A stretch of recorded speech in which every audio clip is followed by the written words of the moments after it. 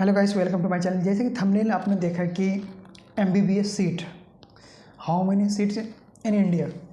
तो total seats जो है हमारे इंडिया में कितने हैं, जो इंडिया में प्राइवेट सेक्टर में, गवर्नमेंट सेक्टर में टोटल सीट कितने हैं एमबीबीएस का।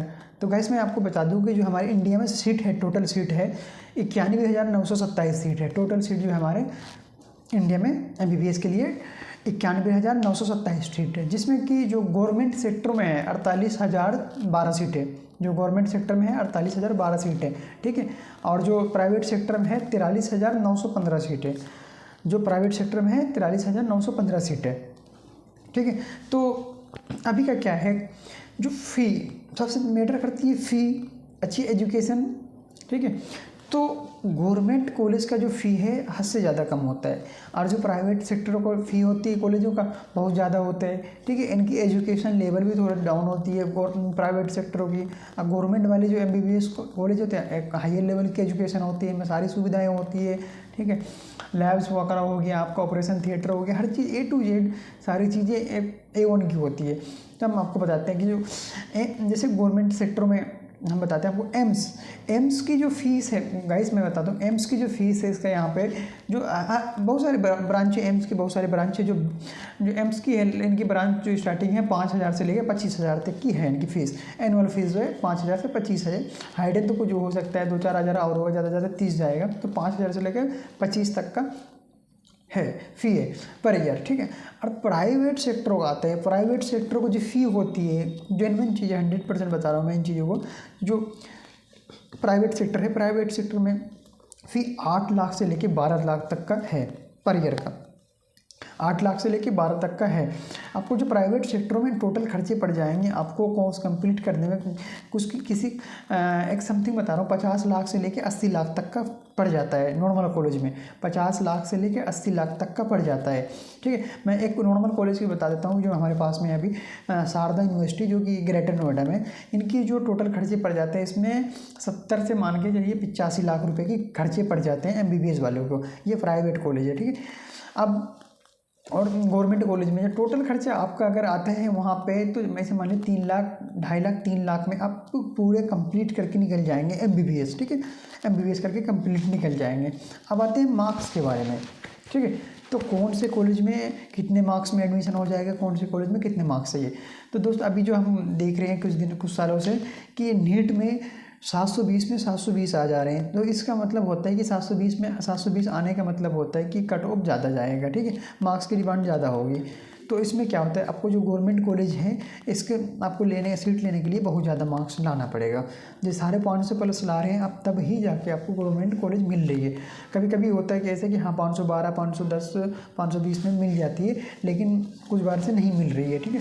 क्योंकि नंबर इतना आ जा रहा है कि नहीं मिल पा रही है, ठीक है। प्राइवेट सेक्टर में क्या होता है, आपको 300 मार्क्स भी है आपके पास, 300 मार्क्स, 350 मार्क्स, तो आपको प्राइवेट सेक्टर में आसानी से सीट मिल जाती है। लेकिन हाँ, अच्छी कॉलेज में प्राइवेट सेक्टरों में भी 450+ चाहिए ही चाहिए।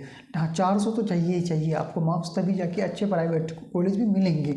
नहीं तो आपको प्राइवेट कॉलेज भी नहीं मिले इतने मार्क्स में, ठीक है। इतने कम मार्क्स में नहीं मिलते हैं। अब बात करते हैं इसकी फ़ी की, बीएमएस वालों की।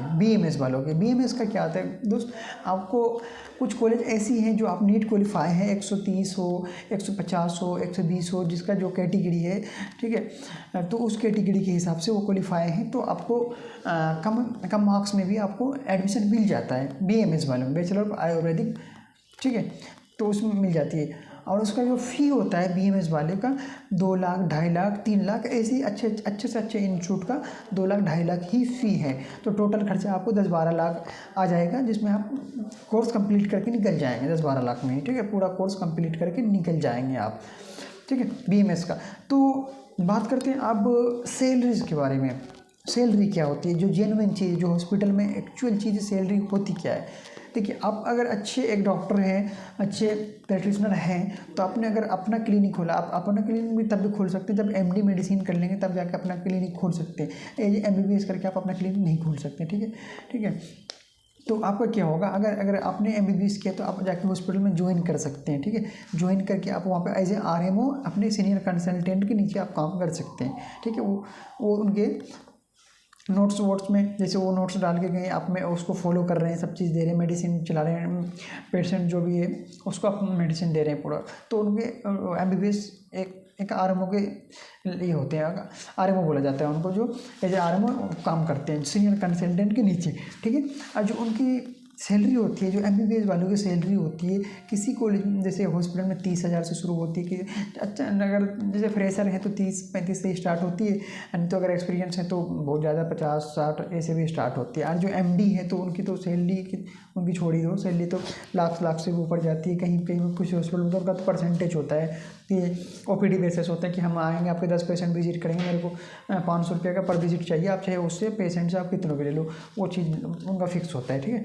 और अब बीएमएस वाले का क्या होता है, बीएमएस वाले का जो क्या होता है कि जो एमबीबीएस होते हैं उनसे नीचे होते हैं ये एमबीबीएस। एक तो एमबीबीएस हो गया, फिर एमडी हो गया। एमबीबीएस वाले तो क्या करेंगे, आपको कोई भी मेडिसिन है, जैसे एमडी मेडिसिन है, वो आए आपके हॉस्पिटल में, आए पेशेंट देखा, उन्होंने नोट्स डाला, ठीक है। तो जो एमबीबीएस वाले आरएमओ उसको फॉलो करेंगे। फिर वो जो एमबीबीएस वाले आरएमओ हैं फिर आपको बीएमएस वाले को बता देते हैं कि आपको ये चीज़ फॉलो अप लेना है, ठीक है। तो आप सोच रहे हैं कि बीएमएस वाले तो आयुर्वेदिक होते हैं, लेकिन वो वाले सेक्टर में कैसे चले जाते हैं, अच्छे बड़े हॉस्पिटल में कैसे चले जाते हैं, ठीक है। जनरल मेडिसिन वाले कैसे चले जाते हैं उसमें, जनरल मेडिसिन के हॉस्पिटल में कैसे चले जाते हैं। तो अभी क्या है, बहुत सारे को ये हैं जो हॉस्पिटल हैं जो भाई एमबीबीएस में जो है उनको ऑफर नहीं कर पाती है, तो वो बीएमएस वाले को रख लेते हैं, क्योंकि उनकी सैलरीज कम होते हैं और काम भी वही है, दोनों ही एमबीबीएस वाले भी वही काम कर रहे हैं, बीएमएस वाले भी वही काम कर रहे हैं जो एक्चुअल चीज़ें हैं। तो इस वजह से हर जगह यही चल रहा है। तो बीएमएस वाली की भी सैलरी जो एक्चुअल सैलरी है इनकी 25-30 से स्टार्ट हो जाती है, 25-30 से स्टार्ट हो जाती है, ठीक है। ड्यूटीज़ टाइम जो होती है इनकी 6 घंटे 8 घंटे की ड्यूटीज़ टाइम होती है, और इनकी सैलरी यही होती है भाई। और जो एक्सपीरियंस होता जाता है, बढ़ता जाता है, सैलरी बढ़ती जाती है। एमबीबीएस वाले की जो फ्रेशर है तो 30 से 35 से स्टार्ट होती है, ठीक है। जैसे जैसे एक्सपीरियंस बढ़ती जाएगी आपकी सैलरीज बढ़ती जाएगी, ठीक है। तो आपको कोई भी डाउट हो अगर किसी भी कोर्स में, किसी भी फील्ड में, तो आप मेरे को कांटेक्ट करें, मैं कांटेक्ट नंबर दे दूंगा। अब मेरी एक रिक्वेस्ट है कि मेरे चैनल को सब्सक्राइब करना ना भूलें और शेयर करें, ताकि जिसको भी वीडियोज़ की ज़रूरत होगी वो इस वीडियो को देख के जरूर कुछ ना कुछ क्वेश्चंस करेंगे जिन उनके मन में डाउट चल रही है। Thank you.